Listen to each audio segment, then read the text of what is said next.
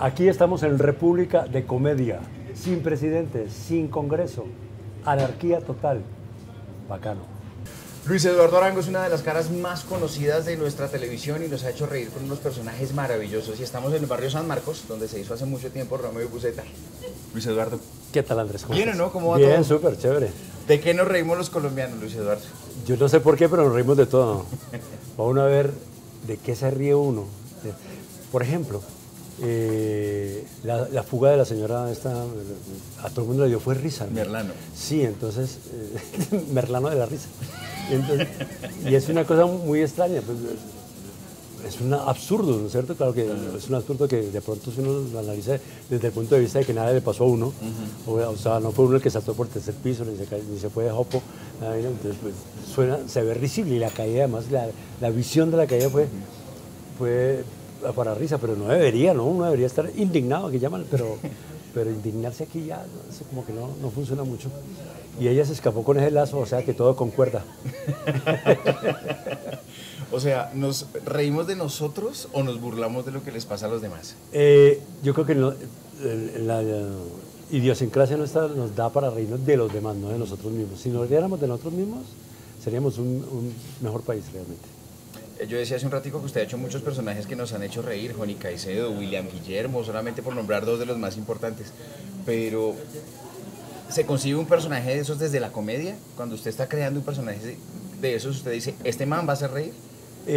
No, yo no lo entiendo así desde el principio, o sea, es una cosa que va surgiendo, es como mi manera también de afrontar los personajes, pero no lo digo expresamente voy a hacer que esto tenga humor, no, sino que aprovecho las situaciones que plantean los libretos para que sea cómico, o que tenga un tinte de comedia, entonces eso es lo que los hace divertidos y entrañables, a la gente le gusta mucho eso, el público agradece cuando un personaje que aparentemente es perverso o malo o le va mal en la vida, toda esta cosa hace reír, ¿no? Por las mismas circunstancias de que le va mal, como algunos personajes legendarios, ¿no? Charlotte y Cantinflas, ¿no? Que les iba realmente perverso en la vida, pero sin embargo decían, es una comedia. ¿Por qué pasa eso? ¿Por qué nos acordamos del que nos hace reír? Yo creo que es una necesidad humana, realmente. Es algo que hace mucha falta. Yo desconfío mucho, pero muchísimo, de las personas que no se ríen o que no tienen humor, alguna pizca de humor. Y hay algunos personajes de la vida nacional que realmente no se ríen nunca y que yo les tengo todas las confianzas del mundo y demuestran que realmente el humor que no nos acompaña hacen que hagan lo que hacen. Estamos en un barrio que pues de una u otra manera se convirtió en un referente hace más de 25 años. Casi 30. ¿Hace 30 años ya? Sí. De Romeo y Buceta. Sí. ¿Qué significa estar acá otra vez? Pues hombre, es muy extraña la identificación, pero realmente todo esto evoca, ¿no? Y entonces lo manda uno a esas jornadas de grabación que teníamos aquí, que eran épicas, porque siempre estábamos un poco como estamos ahora, como pendientes de que se va a ir la luz. Siempre, todos los capítulos hay que correr porque se nos va la luz para la exterior calle. Y casi todo era exterior calle. Bueno. Y había un movimiento del barrio muy simpático, muy particular, ¿no? Los buceteros que sabían que por ahí mismo era el estacionamiento, entonces sabían que estábamos grabando y eso era... Había que además decirles, tranquilos, sí, no sean tan efusivos, tiene que pitar cada vez que pasa, porque se nos cagan la grabación. Pero el público la gente del barrio era muy partícipe del asunto y además quería el programa y entonces lo hacían. Era su barrio y su programa de su barrio. Claro, era un barrio con programa. Un barrio con programa de televisión. Entonces a la gente le gustaba mucho y volver acá, ver las casas, la misma configuración, digamos, de casas de 2 pisos, de ladrillito y todo, y esquinas así con muchos negocios pequeños, de una, lo manda uno a esos momentos y realmente era muy divertido. Nosotros nos usábamos mucho haciendo el programa, muchísimo. Yo me atrevo a decir que William Guillermo fue el primer personaje que nació en una serie y después saltó a otra. Sí. Porque William nace en Don Chinche. En Don Chinche, exactamente. Sí, fue el primero que le pasó eso, yo creo. Sí, antes del Mago Candú y todas esas cosas. Sí, exacto. Y entonces, antes de que se conociera eso de spin-off, sí. La palabrita no existía para nada. Ajá. Y sí, fue un traslado. Entonces, fue cuando pues, Pepe se metió a a TV Cine con sus socios y se llevó la idea, digamos, o trajo la idea de Romeo y Buceta y quería ese personaje. El personaje era mío y realmente pues RTI no tenía mayor ascendencia sobre esa creación, entonces pudimos hacerlo por eso. Y sí, yo obviamente pues preferí venir a protagonizar Romeo y Buceta y no quedarme por allá haciendo otra cosa y en otras manos, porque ya pues Pepe no estaba en el Chinche y yo era seguidor de Pepe, finalmente. Porque Pepe realmente era un imán para nosotros, ¿no? Trabajar con Pepe era una delicia, era una cosa muy estimulante, siempre era un tipo de un gran humor, de una excelente disposición para el trabajo y para hacer que las cosas marcharan y fueran fluidas y que todo el mundo estuviera contento, ¿no? Entonces había que trabajar con ese man. Además, Pepe fue el que sacó las cámaras de los estudios, ¿o no? Sí, fue el primero que hizo ese tipo de negociación con su programadora. Yo quiero estar en la calle, y además, como él era fanático del cine y era un cineasta más que cualquier otra cosa, entonces era siempre a una cámara todo. ¿Ah, sí? Sí, eso era una cámara. Tanto el Chinche como Romeo y Buceta era a una cámara. Cine de barrio.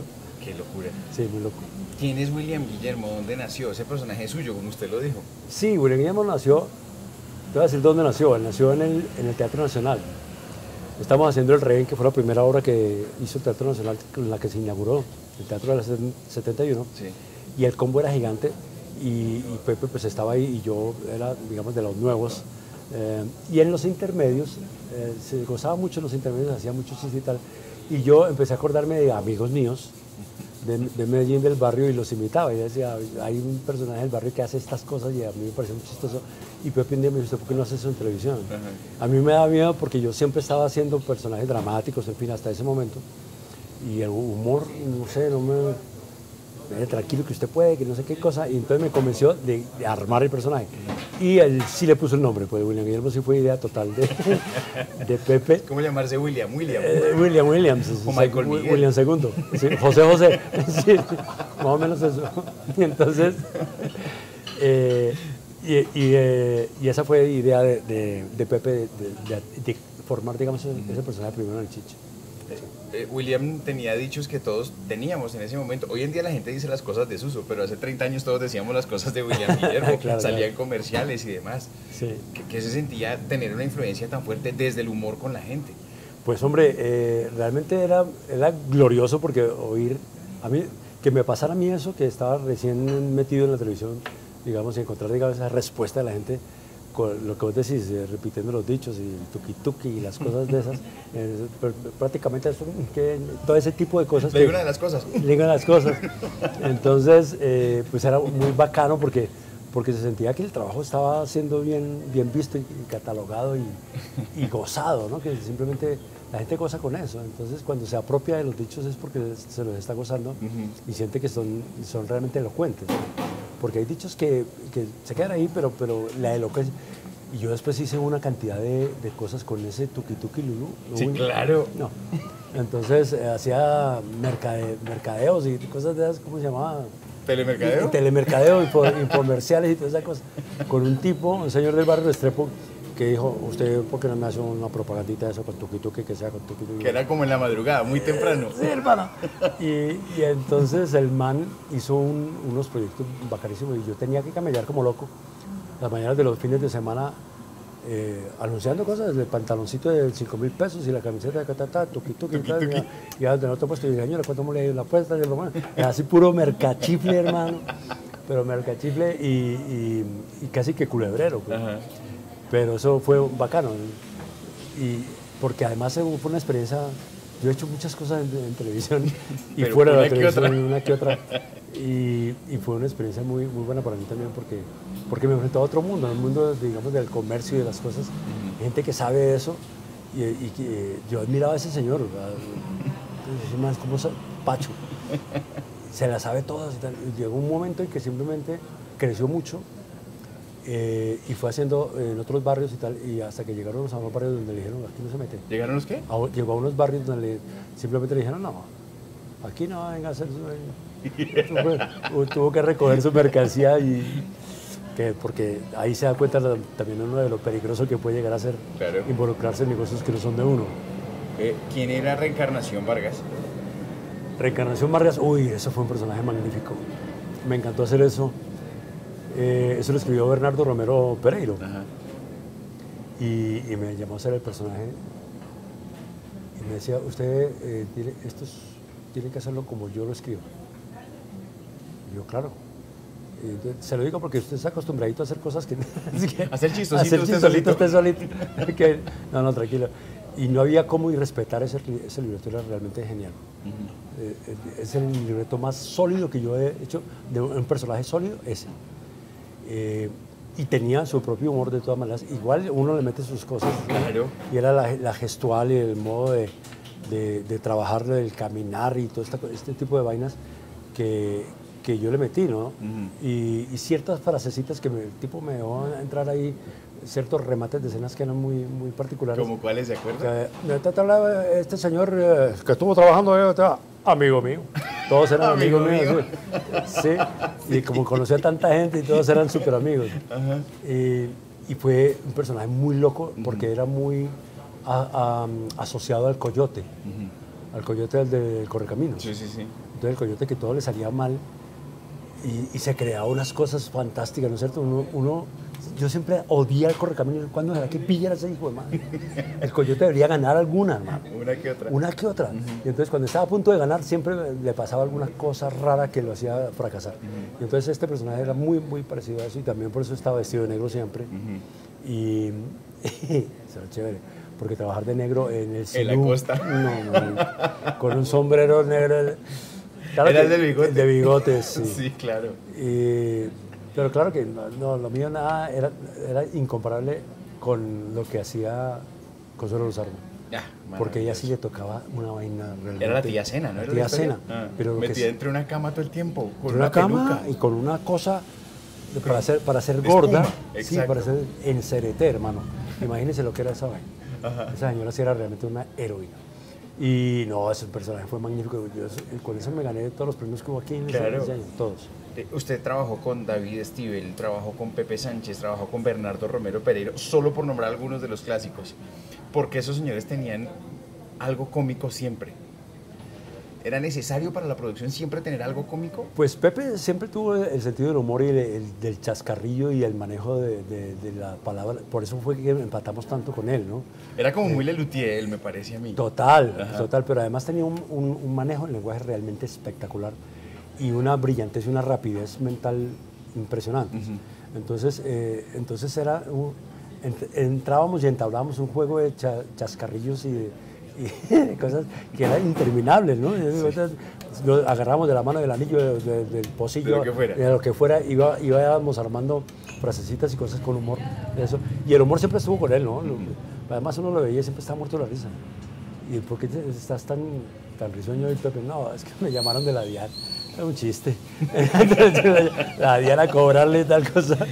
Siempre anda metido en unos líos el pobre Pepe. De lo cual en este momento yo puedo dar fe conmigo mismo. ¿Por qué? No, ¿Está metido en los líos de Pepe? Pues, claro. Entonces, la herencia maldita. Entonces, pero él siempre sacaba... Oiga, ¿cierto que Pepe botó un India Catarina por una ventana? No estoy seguro de eso. ¿No sabes ese cuento? No tengo esa referencia. ¿Sí? ¿La botó? Sí, alguna vez me contaron un cuento de Pepe que es que había botado una India Catarina por una ventana. ¿Y la recuperó o qué? No tengo idea, por eso se lo quería preguntar. Pero me parece muy raro porque él era fascinado con las indias, ¿sí? donde fueran. Sí, le encantaban las indias. La Catalina, donde estuvieran las indias, o las negritas. O las Jennifer. Pero las mujeres de raza negra ¿le encantaba? Fascinaban. Sí. Luis Eduardo, Joni Caicedo. Joni Caicedo. Que te hablaba era un caleño maravilloso, mira. Este man no era de Cali, era de Viges. ¿De Viges? Viges. Y yo dije que era de Viges por hacer un homenaje a Yolanda García. Porque ella sí era de Viges. Yolanda García. ¿Tienes referencia a Yolanda García? Recuerdo su nombre, pero no recuerdo su cara. Una señora. Una actriz. Una actriz, claro. Del Teatro Experimental de Cali, de la vieja guardia de teatro en Cali. Y ella fue la que me metió en televisión. ¿Ah, sí? Claro, ella era la asistente de dirección de Bernardo Romero. Cuando yo fui a hacer el primer cuento del domingo, entonces me llamó, porque ella me conocía del teatro. Sí. Y me quería mucho, ¿no es cierto? Me decía, vos estás como para un fin de semana desde el lunes, ¿viste? Decía eso. Y Yolanda era muy querida, muy bella. Y un día también le dijeron, Yolanda, que era la asistente, le dijeron, hay un tipo aquí que no quiero más, Bernardo. Ensayaba toda la semana para hacer el cuento el sábado. El cuento del domingo se grababa los sábados. Sí. Y entonces, pero él ensayaba durante la semana. Y hubo un actor que le quedó mal por alguna circunstancia y el miércoles, usted no lo quiero más acá. Le dijo a Yolanda, consígase a alguien que se aprenda esto, que sea capaz de aprenderse esto rápidamente. Entonces, Yolanda, tengo un actorcito que trabaja en teatro, ese me sirve, a ver, llámelo. Me llamó por teléfono a ver si yo estaba haciendo algo, obviamente no estaba haciendo nada, le dije, no, pero tenés tiempo, ya mismo, ¿sí? Y arranqué. Y era un cuento del domingo con una playa de hermanos. Llego yo allá y estaban todos, porque era un cuento del domingo con muchos personajes. Sí.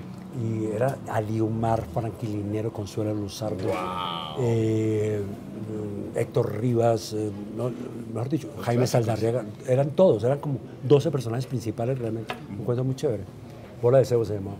Bola de Cebo, Sí. uy, claro. Pues yo no me acuerdo, No, pero he visto que eso fue de las primeras novelas que hubo, además. No, era un cuento, era un episodio, ¿no? O 2 episodios. Cuento del domingo. Bola de Cebo. Sí. Y entonces me llamó, y entro de ahí, casi me paralizo cuando veo toda esa gente ahí, hermano. Y entonces Bernardo me dio el director, esta es su parte, esta es línea, no sé qué. Iban ensayando y mientras llegaban al turno mío, yo, hermano, sudaba frío. ¿Qué voy a hacer aquí? Y arranco a hablar. Y bien, ¿no? Vale. No, bien, sí, hagámosle. Entonces me quedé ahí. Me acuerdo de la grabación el sábado, yo empiezo con mi cosa teatral a hablar durísimo y entonces el tipo me dice, mire, eso que hay de arriba, que parece una jirafa, no es una jirafa, es un micrófono. Usted no tiene que gritar. Ahí se le agarra Y caminar así como caminar los así. teatreros. Y por favor no me mueva las manos así porque se me sale el cuadro. Se me sale el plano. El plano, sí. Entonces esa fue la primera experiencia televisiva poderosa. Y Yolanda García era de Viges, entonces Me llama Lolita. me llama Lolita. Yo quise hacerle ese homenaje a Yolanda porque pues, ella fue mi mentora pues, y siempre me quiso mucho y fuimos muy amigos. Dije, este personaje es de Viges, porque Viges no lo conocía a nadie, hermano. Todavía Nadie lo conoce. Es más, ¿cómo se les dice a los de Viges? No, vigías, debe ser. Es que estar ahí vigilando. Eso era un pueblo, yo no estaba ahí, pasé por ahí una vez. Un pueblo que en el valle, pero en una montañita, por ahí metido, escondido totalmente, de Viges. Y fue un goce también, eso fue un goce. Porque ese personaje inicialmente en la novela no estaba planteado muy largo. Era un personaje casi que le daba pena decirme, yo no sé, este personaje es cortico, sí, poquito. Y arranca esa vaina, hermano. Y yo le dije, pero ¿lo puedo hacer de acento? Sí, claro, hágale. Entonces empecé a hacerle y fueron surgiendo todas esas cosas de personajes, así surgieron en la grabación. Vos son tan corrosiva, Carmencita. Corrosiva, sí. Me acuerdo de las tangas de leopardo que el tipo tenía. Uy, claro, tío, brutal. Y las letras de las canciones metidas allí también, ¿no? Algo de tocar me fascina. ¿Sabes qué? Te voy a decir una de las cosas, vos llorarás y llorarás sin nadie que te consuele. Y entonces eso fue fantástico también. Yo me divertí cantidades con eso. Y Honey, ¿por qué Honey? Porque es con J, está escrito con J. ¿Dónde está la Y? Sí, claro, no era Johnny, sino No, Honey. Claro. Y eso fue a raíz de una cosa de la vida real también.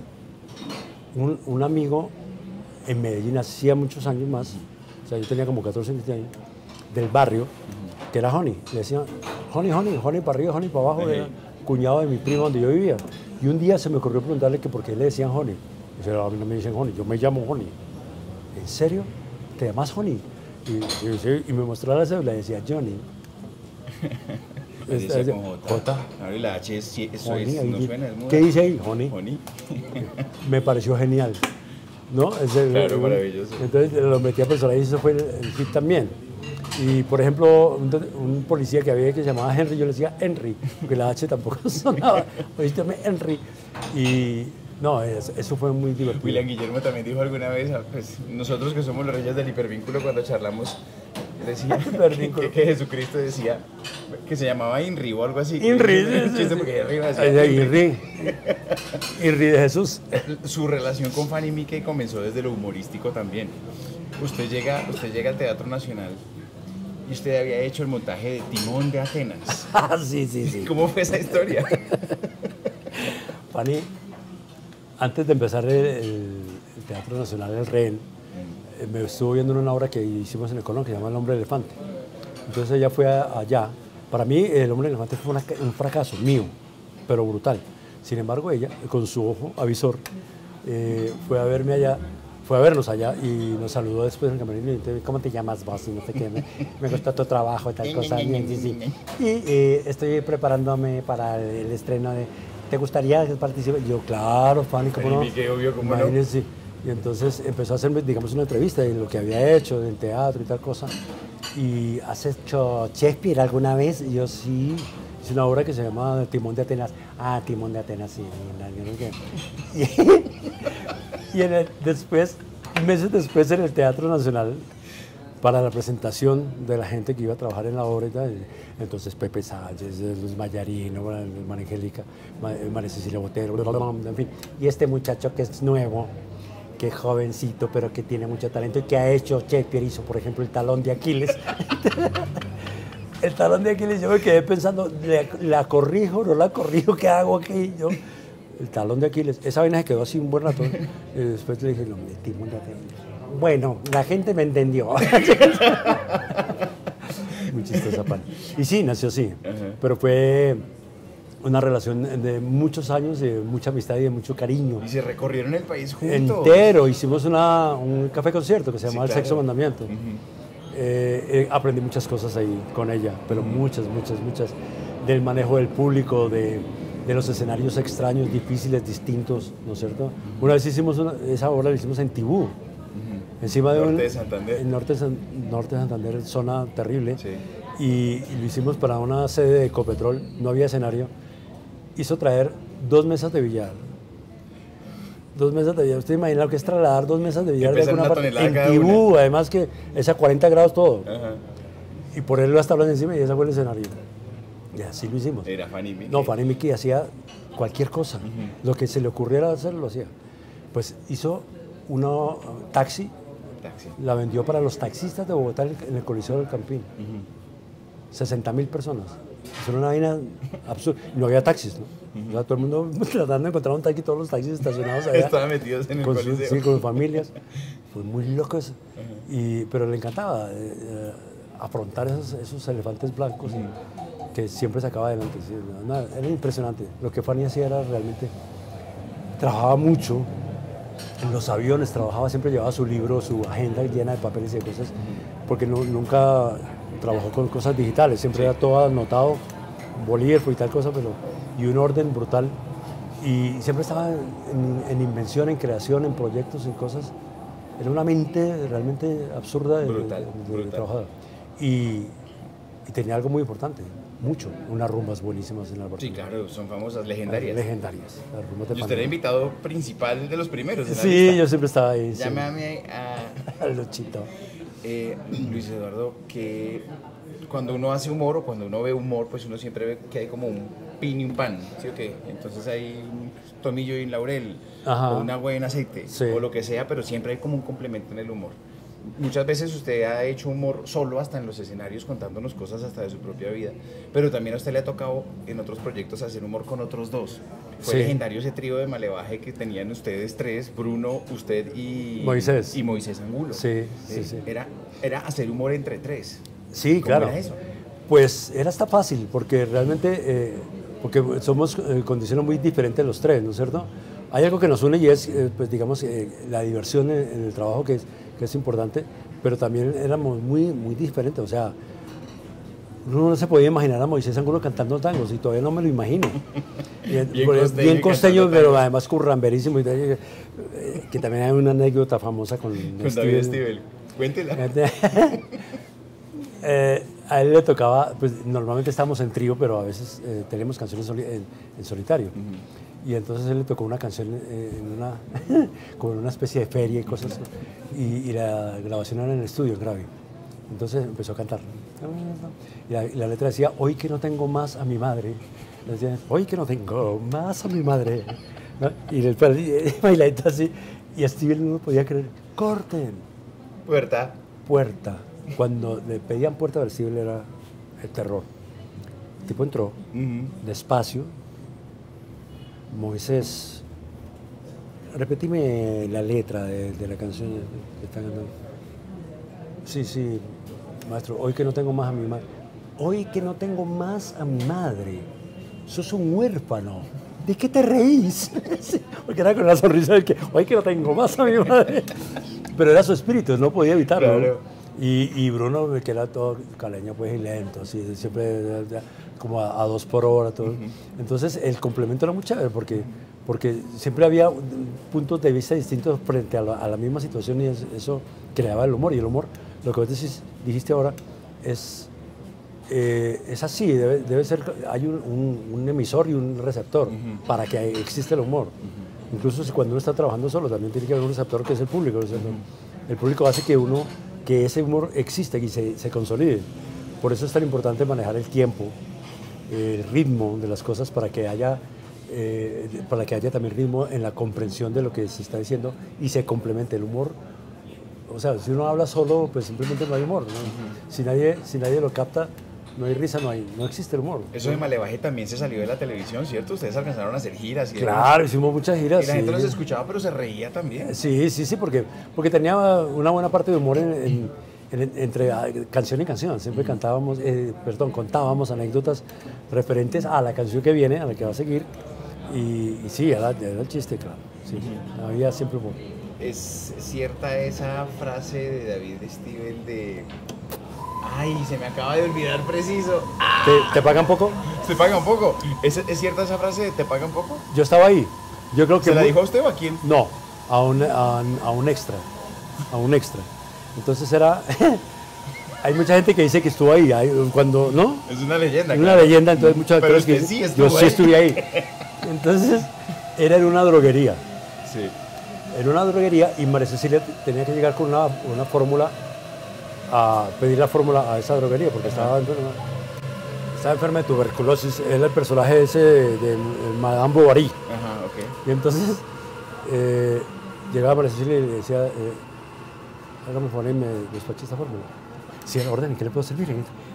Claro que sí, con mucho gusto, la fórmula que tiene. No tenés que decir... Cortada puerta. No tenés que decir nada. Ella te está entregando la fórmula, recibí la fórmula, vas y le traes ya. Señor, aquí la fórmula. Sí, claro que sí, con mucho gusto. Pero una carreta, ¿no? Corta, el tipo quería puerta. así corta. No, mira. ¿Cuánto te pagan a vos? No, te pagan poco. Hace poco. ¿Qué quieres hacer más? Sí.